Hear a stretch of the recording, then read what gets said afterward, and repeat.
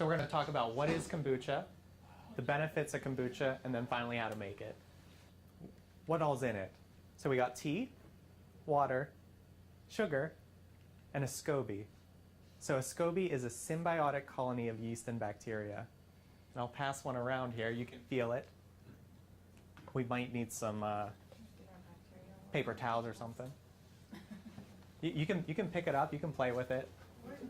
Don't worry, I'm not going to reuse it. What type of tea do you use? So I use just plain black tea. I like the flavor of plain black tea, but I'll go into some of the other teas you can use. So a cool fact, no SCOBY or mother has ever been made in a laboratory.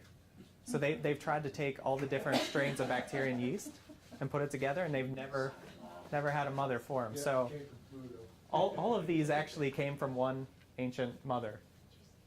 So I would have preferred to have an electron microscope in here, and we could have looked at our kombucha and seen all these bacteria and stuff swimming around, but I didn't get my hands on one. So I gave you the guys the next best thing. So we got pictures of some of the strains of bacteria and yeast that are in there. Okay. You can see the ones in the top left there are called Acetobacter bacteria, and they're the ones responsible for converting the alcohol during the fermentation into acetic acid. So I'm sorry, some of you guys probably wish I would leave that out. They're in there regardless. So the Pediococcus, they produce some lactic acid, some good amino acids for our bodies. And then you got these ones down here, the yeast, the ones that look like marshmallows. You got the yeast that look like Rice Krispies, and then you got the lactobacillus that look like cheese puffs there. So next time you need a snack, you can just get a glass of kombucha, and it's all in there. What are some of the things you get when you drink kombucha? So gluconic acid, it's a pretty strong antiviral. There have also been some studies with it to help break up gallstones. Hyaluronic acid, it's a component of connective tissue, so things like ligaments and tendons and things like that. It helps build them up. Chondroitin sulfate is a building block of cartilage. Mucoitin solaric acid is a component of the stomach lining. So you're getting a wide diversity of building blocks in kombucha. You're getting all your B vitamins. If any of you buy a bottle, you might notice some cloudiness on the bottom. So that's some of the yeast accumulating at the bottom. You want to mix those up. That's where you get a lot of the B vitamins so we do in shake kombucha. It out. Well, you can just kind of mix it up a little bit, yeah. Yeah, if it gets too bubbly, be careful. Yeah. But you got eosinic acid, also an antiviral. Acetic acid, that's what kind of gives it the that vinegary flavor, right? And whole bunch of healthy ingredients in there. So you might have heard before that you want to eat a alkaline diet, right? So isn't vinegar slightly acidic? Yeah, is that confusing to anyone?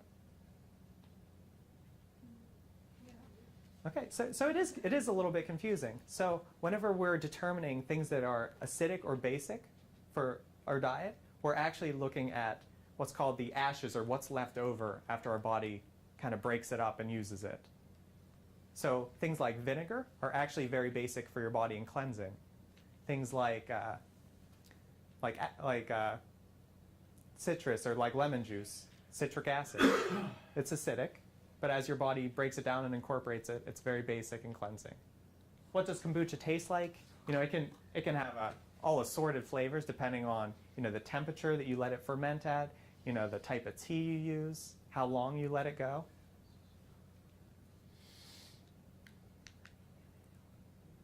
So just give you guys a little background on where did kombucha come from? What's the history? So it started in ancient China back in about 200 BC. And then it kind of spread around locally from there until Dr. Kombu started using it to treat his patients. And he had such great success, word kind of spread around. And the emperor in Japan was actually having really bad digestive problems. So they sent for Dr. Kombu, and he went out and treated the emperor, and he had such great success, they actually named the tea after Dr. Kombu. So that's how it got its name, kombucha. So from there, kombucha spread via the Silk Road and went to India and Russia and Europe, and became very popular, even in Europe, until about World War II. where the wartime rationing of tea and sugar, most people couldn't afford it. So it was just mainly the upper class that continued brewing kombucha.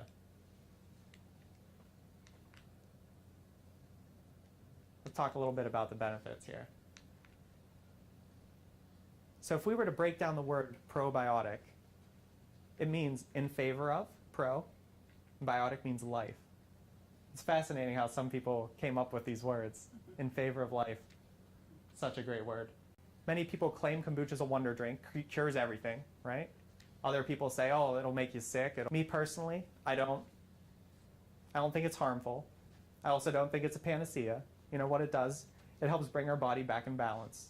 And from there, our body can heal itself. So what are some of the claimed benefits? So boosts energy, improves digestion, prevents acid reflux, improves sleep, relieves constipation, improves circulation. So you might want to keep it away from your husbands. Don't let them drink the whole bottle. All right? So all these things, how is that possible that one drink could have so many benefits? And it just goes back to, whenever we're restoring balance to our body, our body's always striving towards homeostasis and this state of health. It always wants to be healthy. We just need to kind of provide it with the building blocks to do that. So what are some of the claimed negatives? Allergic and toxic reactions. So allergic and toxic reactions. So this is primarily caused by two things. A weak kombucha culture that allows some pathogens to get into your culture and accumulate and molds to form and release endotoxins into there, and then people drink them and they get sick.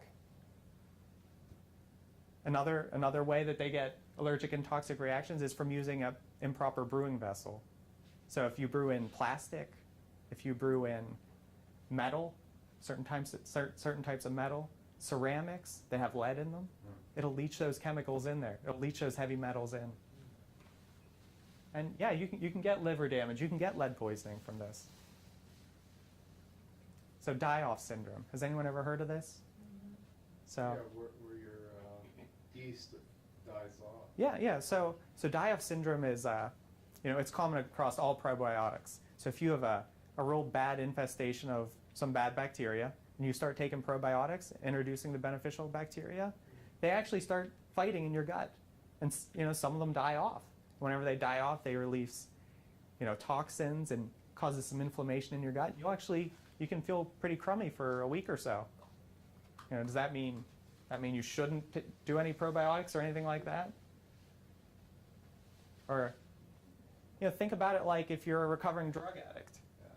You're hooked on drugs, and whenever you start going off them, you're going to feel pretty bad going through withdrawals. You started a war and you got to wait till the good guys win. Yeah. So believe me, the withdrawal is worth the end result. So it contains alcohol. Why is that an That's a issue? plus, yeah. Why is that an issue? So some people brew kombucha and they'll seal it, and then it will actually produce alcohol. If you brew in a ventilated environment like I do, that alcohol all gets converted to acetic acid, or almost entirely. You will have trace amounts of alcohol. So let's take apple cider, for instance. If we took apple cider, we put some yeast and bacteria in it, and we sealed it, we would get hard cider, right? If we took that same cider and we put some bacteria and yeast in it, and we let it open to the air, it'd make apple cider vinegar.